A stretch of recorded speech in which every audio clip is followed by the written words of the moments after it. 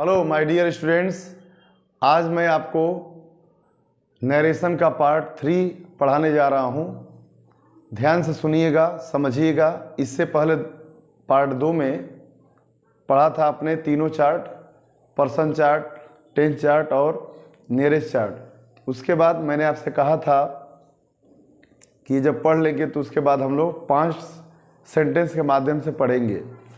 5 sentence कौन कौन से हैं? Assertive, interrogative, imperative, exclamatory, optative. 5 वाक्यों के माध्यम से हम लोग डायरेक्ट से इनडायरेक्ट बनाएंगे, ठीक है ना। तो आइए शुरू करते हैं। एसर्टिव सेंटेंस क्या पढ़ने जा रहे हैं? एसर्टिव सेंटेंस, एसर्टिव सेंटेंस है ना। एसर्टिव सेंटेंस में आप लोग समझेंगे रूल फर्स्ट है ना। मैं समझा रहा हूं आपको रूल फर्स्ट क्या है, तो मैं बता दे रहा हूं, समझा दे रहा हूं, आप लोग लिख लीजिएगा। रिपोर्टिंग वर्ब मैंने बताया था कि डायरेक्ट नरेशन में क्या होता है? 2 पार्ट होता है। कौन कौन बच्चों? तो रिपोर्टिंग क्लाज और रिपोर्टेड क्लाज, ठीक है। तो रिपोर्टेड क्लाज में जो वर्ब होते हैं उसको रिपोर्टिंग वर्ब कहते हैं, ठीक है ना। इन्वर्टेड कॉमा के अंदर वाले पार्ट को रिपोर्टेड स्पीच या रिपोर्टेड क्लास कहते हैं। तो इन बातों पर ध्यान दीजिए क्योंकि वही बार बार आएगा। तो पहला नियम क्या कह रहा है कि यदि रिपोर्टिंग वर्ब प्रेजेंट या फ्यूचर टेंस में होगी, यदि रिपोर्टिंग वर्ब प्रेजेंट या फ्यूचर टेंस में होगी तो रिपोर्टेड स्पीच में कोई परिवर्तन, रिपोर्टेड स्पीच के टेंस में कोई परिवर्तन नहीं होता है। रिपोर्टेड स्पीच के टेंस में कोई परिवर्तन नहीं होता है। और क्या करते हैं? दोनों क्लास को, कौन कौन क्लास? रिपोर्टिंग क्लास और रिपोर्टेड क्लास को दैट से जोड़ दिया जाता है। समझ में आ गया कि नहीं आ गया? अगर और बढ़िया से समझना है तो देखिए मैं एग्जाम्पल आपको बता रहा हूं। एग्जाम्पल देखिएगा, एग्जाम्पल देखिए। जैसे राम सेज टू श्याम, है ना। Sohan is a good boy, Sohan is a good boy. अब यहां देखेंगे आप, जो मैंने रूल बताया है आपको ये एकदम यही तैयार हो जाएगा, याद हो जाएगा, विश्वास करिए। मैंने क्या कहा? रिपोर्टिंग वर्ब, यदि रिपोर्टिंग वर्ब प्रेजेंट या फ्यूचर टेंस में होगी तो बताइए तो किस में है? प्रेजेंट टेंस में है ना। बोलिए सेज क्या है? Present tense. आपको पता होना चाहिए, नहीं पता रहेगा तो नहीं बना पाएंगे। बेस है, सेंटेंस और टेंस की बहुत महत्वपूर्ण भूमिका है बच्चों। तो ये बेसिक नॉलेज बहुत ही महत्वपूर्ण है आपके लिए। तो सेज क्या है? प्रेजेंट टेंस में है। तो रिपोर्टेड स्पीच मतलब इन्वर्टेड कॉमा के अंदर वाले पार्ट को क्या कहते हैं? रिपोर्टेड स्पीच, है ना। तो रिपोर्टेड स्पीच में कोई परिवर्तन नहीं होगा। टेंस में कोई परिवर्तन नहीं होगा और जो दोनों चार्ट है उसमें होगा। तो क्या करेंगे? राम सेज रहेगा तो क्या करेंगे? टेल्स में बदल देंगे, टेल्स। क्यों? क्योंकि यहाँ ऑब्जेक्ट है। ऑब्जेक्ट रहेगा तो सेज को टेल्स में, और ऑब्जेक्ट नहीं रहेगा तो सेज को टेल्स में नहीं बदलेंगे, सेज को सेज ही रहने देंगे। तो Ram says tells Shyam that से जोड़ेंगे और इसके टेंस में कोई परिवर्तन नहीं करेंगे बच्चों, अर्थात जैसे है वैसे ही हम रख देंगे। बोलिए समझ में आया कि नहीं आया? कामा इन्वर्टेड कामा हटा देते हैं। कितना आसान है। मैंने जैसे कहा समझिए और उसके बाद बना लीजिए। एक और एग्जांपल देख लीजिए आप, एक और एग्जांपल देख लीजिए। जैसे मान लीजिए आएगा he will say, comma and कामा, ये फ्यूचर में दे रहे हैं। उसके बाद इन्वर्टेड कॉमा में मैं लिख रहा हूं Ramesh is going to fair today. अब देखिए ध्यान से, आपने क्या सुना कि रिपोर्टिंग वर्ब प्रेजेंट या फ्यूचर में रहेगी। तो प्रेजेंट में यहाँ था, सेकंड में क्या है? फ्यूचर में। क्या करेंगे? यहाँ ऑब्जेक्ट नहीं है ना, तो क्या करेंगे, वैसे ही से को से रहने देंगे। अगर यही ऑब्जेक्ट रहता तो आप से को टेल में बदल देते। तो ही विल से दैट से जोड़िए, और टेंस में परिवर्तन होगा कि नहीं होगा? नहीं होगा। क्यों नहीं होगा? क्योंकि ये फ्यूचर टेंस में है ना। कौन? रिपोर्टिंग और फ्यूचर टेंस में है, ठीक है। तो ध्यान देंगे, ऐसे ही जोड़ देंगे। क्या करेंगे? तो Ramesh is going to fair. मैंने बोला कि टेंस में कोई परिवर्तन नहीं होगा। ध्यान दीजिएगा, आपको सब कुछ समझ में आ जाएगा। टुडे का दैट डे समझ में आ गया कि नहीं आ गया? कॉमा एंड कॉमा हटा देंगे। पहला रूल एकदम खत्म। जो मैंने बोला उसको लिख लीजिएगा, है ना, हिंदी में या इंग्लिश में। बस आप कंसेप्ट को समझिए मैं कह क्या रहा हूं, उसके बाद आप आसानी से बना सकते हैं, है ना। रूल 2 देखिए। रूल टू क्या है तो मैं आपको समझा दे रहा हूं, फिर उसका एग्जाम्पल दे रहा हूं। रूल 2 कह रहा है बच्चों कि यदि रिपोर्टिंग वर्ब पास्ट टेंस में रहेगा, है ना, इसको मैं एग्जाम्पल समझा रहा हूं आपको। यदि रिपोर्टिंग वर्ब पास्ट टेंस में है तो रिपोर्टेड स्पीच के टेंस या reported speech chart first, second, third के अनुसार बदल जाएगा और दोनों क्लास को दैट से जोड़ दिया जाएगा, है ना आसान। आइए देखते हैं। जैसे एग्जाम्पल दें, I said to him, comma inverted comma, I said to him आ गया, comma and comma, you have cheated me, example आ गया, यू हैव चीटेड मी, ठीक है। अब देखिए यहां पे वाक्य है जो मैंने बोला कि रिपोर्टिंग वर्ब पर ध्यान दीजिए, है ना, ये मेन चीज है। मैंने आपको पहले ही बता दिया, समझा दिया है कि इसकी महत्वपूर्ण भूमिका है। रिपोर्टिंग वर्ब बताइए बच्चों किस में है? पास्ट टेंस में। किस में है? पास्ट टेंस में। तो क्या करेंगे? ऑब्जेक्ट है तो सेड को टोल्ड बदलेंगे। अगर ऑब्जेक्ट नहीं रहेगा तो सेड को सेड ही रहने देंगे। आई टोल्ड हिम, क्या हो जाएगा? I told him. दैट से जोड़िए, दैट से जोड़ दिया जाएगा। अब चलिए यहाँ पे ध्यान दीजिए, एक ट्रिक मैं बता दे रहा हूँ, याद रखिएगा। प्रोनाउन चेंजिंग से प्रोनाउन चेंज करेंगे ना तो एक ट्रिक है, बहुत आसानी से समझ में आ जाएगा। देखिए फिर ये ट्रिक नोट कर लीजिएगा।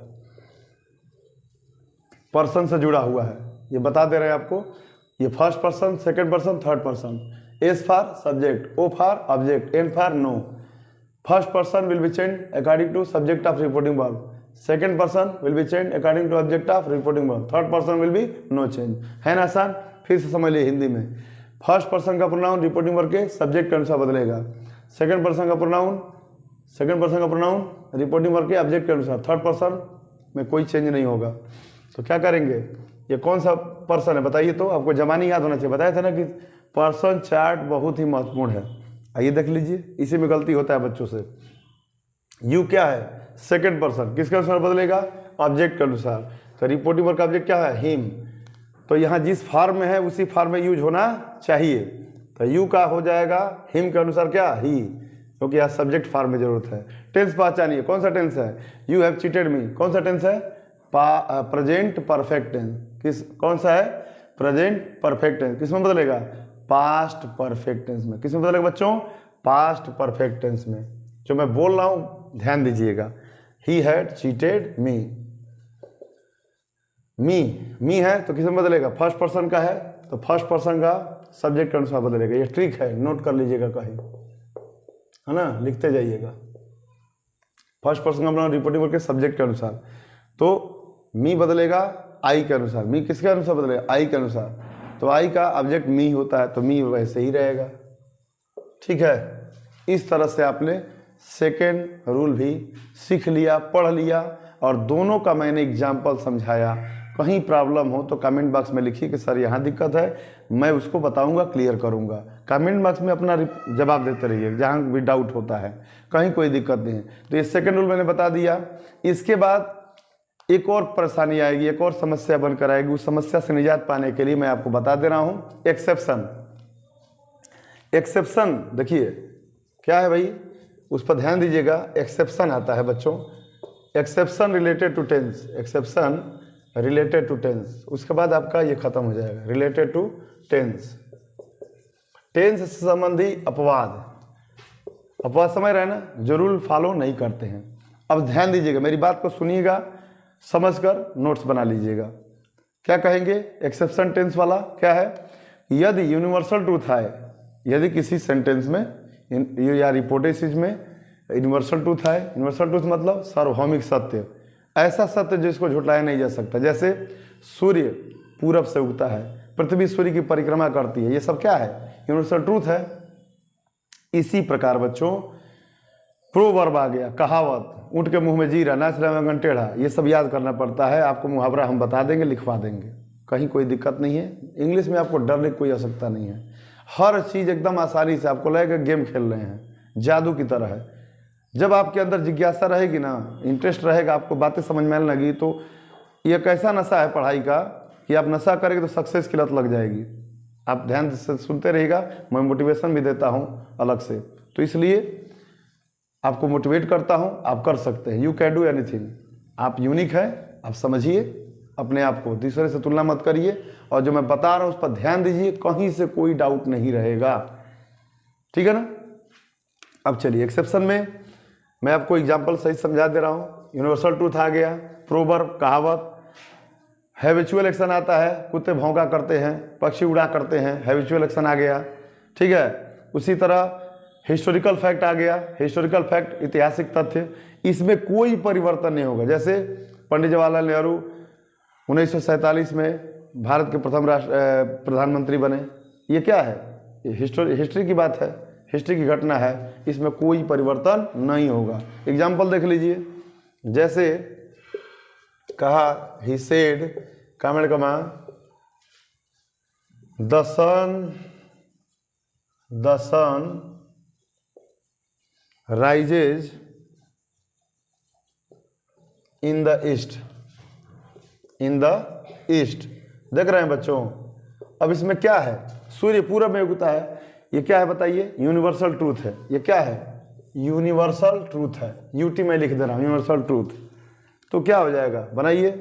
तो हो जाएगा ही सेड दैट, कोई परिवर्तन नहीं, केवल दैट से जोड़ देंगे। क्या करेंगे? केवल दैट से जोड़ देंगे। आइए जोड़िए, that the sun rises in the east. है ना आसान? बोलिए कितना आसान है, बहुत आसान है। इसी तरह एक और एग्जांपल ले लीजिए, माई फादर सेड कामण कामा। अब मैं एक आपको प्रोवर्ब दे दे रहा हूं, नाचने आंगन टेढ़ा, उसका अंग्रेजी होता है द बैड कारपेंटर